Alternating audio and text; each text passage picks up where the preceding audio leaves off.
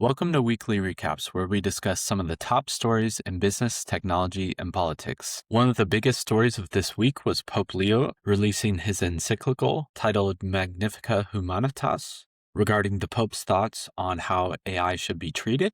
Although I haven't read through the 40,000 words itself, the main premise is going to be keeping people first and having government bodies or select organizations, maybe similar to the church, that regulate how society uses these tools. And unlike most rhetoric that is concerned around the implementation of AI to society, main concerns are around who controls what's right and wrong, and not allowing the direction and code of ethics to be determined by a small group of elites. And obviously, there's been a lot of either university students or individuals using these tools that are essentially offboarding their brain to the tool and allowing the tool to help make decisions for them. And so long as the human's not subjugate to the machine, I think it's fine. However, especially if we introduce AI at a very young age, it could be detrimental to the development of future generations. The Pope also raised concerns about job loss due to the rapid changes in technology, which obviously this is foreseeable, although we're currently at a low unemployment rate in the States. I agree in principle that profits shouldn't justify job cuts. And then, of course, the church is going to take a stance against autonomous weapons. I think since most religions are founded on principles similar to loving your neighbor, offensive war and weaponry and weapons of mass destruction is likely discouraged. And perhaps the most important point that Pope Leo brought up is that AI cannot be neutral. And I think this is a great point. The people that build these tools all have preconceived notions. They have their own sense of morality. And I think the more I dig into it, less I feel comfortable with the future of technology being held by the few that it's currently consolidating to.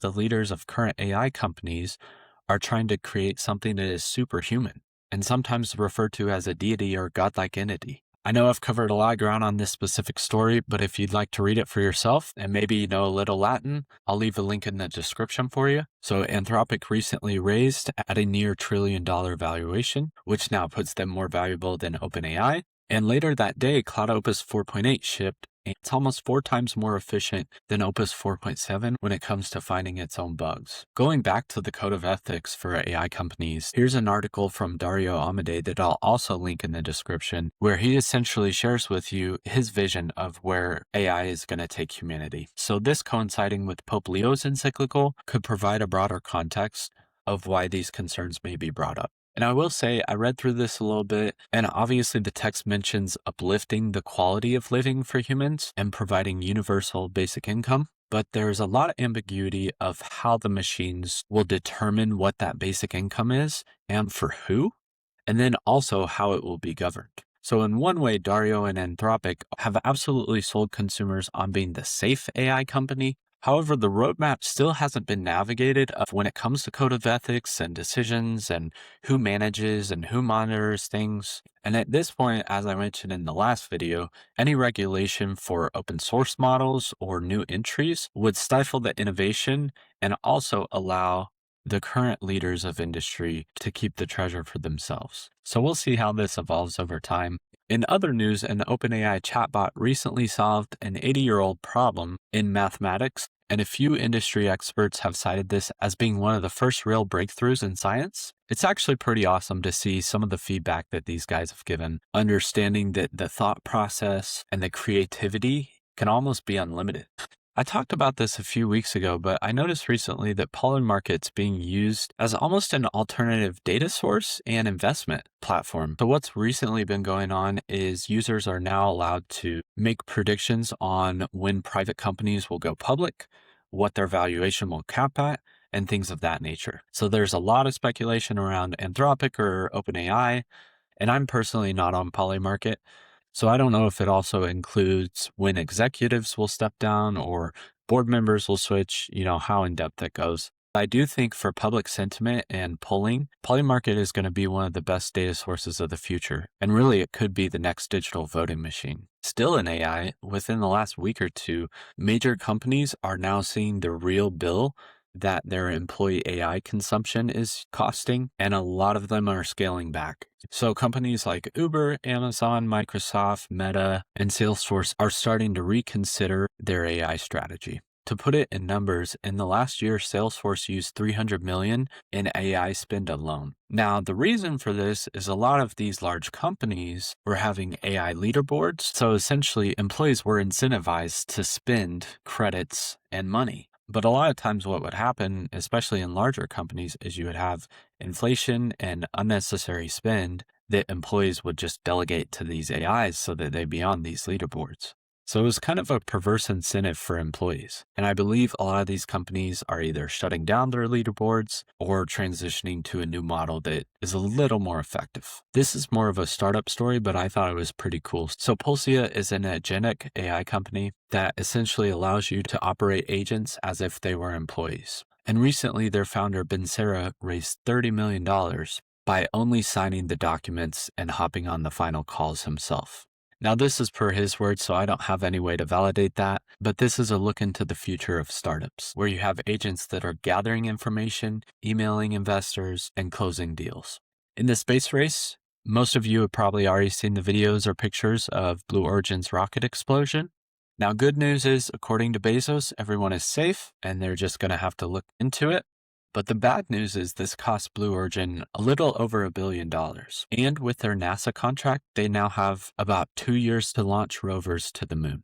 So definitely not great news for Blue Origin, but they've got a couple years to figure it out. Making things spicier, SpaceX recently landed 2 big deals, one being over $4 billion for satellites that track threats, and the second being over $2 billion for data networking. So as these contracts and revenues start to accumulate for SpaceX, there's a lot higher likelihood that they can justify their IPO valuation. However, I'm sure these contracts are split up over a 5 or 6 year time horizon. Speaking of the IPO, something I didn't cover in my previous video is how SpaceX will be implementing a lockup system. So basically what this allows for is large institutions can't sell off whole blocks of their shares. They're able to sell up to a certain percentage at each stage. I don't know how frequently companies do this, but this should allow for more stability in pricing, where the private shareholders that have held for 10 to 15 years don't all try to liquidate at the IPO and crash the stock. But then what's likely to happen is retail investors will end up holding at the current valuation as private investors continue to sell off their stake in the first year or so.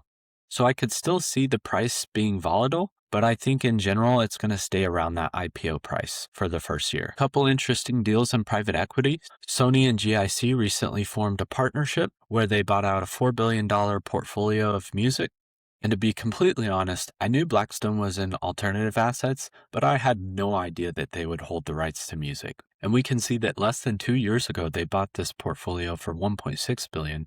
And now they're selling it for about 4. So that's over 2.5 times their money. Pretty good investment if you ask me. As you can see here, Warner Brothers recently restructured their debt to try to lock in a lower interest rate and align themselves a little better with potentially being acquired by Paramount. This debt restructuring is the largest for a media company since the global financial crisis in 2008. Paramount and Warner Brothers have been in discussion for the last year or so about a potential acquisition. So this restructuring is most likely to help Paramount have more long-term security in the interest rate of Warner Brothers' debt, or align it with their own. And lastly, President Zelensky agreed to buy 20 fighter jets from Sweden as the conflict from Russia and Ukraine continues, and the EU agreed to a $90 billion loan to continue the military efforts for Ukraine, and about 2.5 of that is going to go to Sweden for these jets. That's all for this week's recap. If you enjoyed the video, please do me a favor and like and subscribe. If you're interested in any of the prior week's recaps, you should be able to click the playlist here. And thanks for watching.